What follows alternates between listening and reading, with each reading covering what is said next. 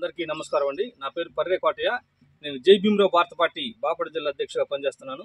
ఇక్కడ యాజల గ్రామం అదేవిధంగా దిండువారిపాలెం మధ్యన ఇక్కడ దాదాపుగా ఒక 10 ఎకరాల లోపు మరి అక్రమంగా మైనింగ్ జరుగుతుంది. మరి ఇక్కడ జేసీబీ కూడా ఎక్కడే ఉండటం జరిగింది. చూడండి మిత్రమా, అందరూ చూడాలి. మరి అలాగే దీనికి కర్లపాలెం ఎంఆర్ఓ గారి దగ్గర నుండి ఎన్ఓసి సర్టిఫికెట్ లేకుండా ఇక్కడ అక్రమ మైనింగ్ జరుగుతుందని చెప్పి మా దృష్టికి వచ్చింది. మరి అలా విధంగా ఇక్కడ ఇసుక తవ్వడం కూడా జరిగింది, గతంలో కూడా జరిగింది. ఇక్కడ దాదాపు 20 అడుగుల లోతు ఉంది.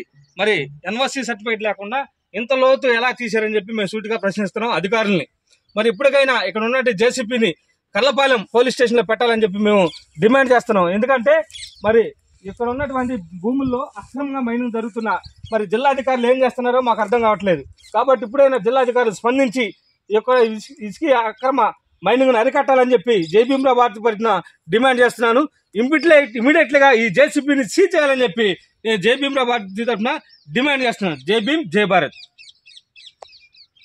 బాపట్ల రైల్వే స్టేషన్లో గూడ్స్ వ్యాగన్ దిగుమతులు రవాణాను గురువారం జెండా ఊపి ప్రారంభించిన జిల్లా కలెక్టర్ శ్రీ వెంకట మురళి, బాపట్ల ఎమ్మెల్యే శ్రీ వేగేశన నరేంద్ర వర్మ.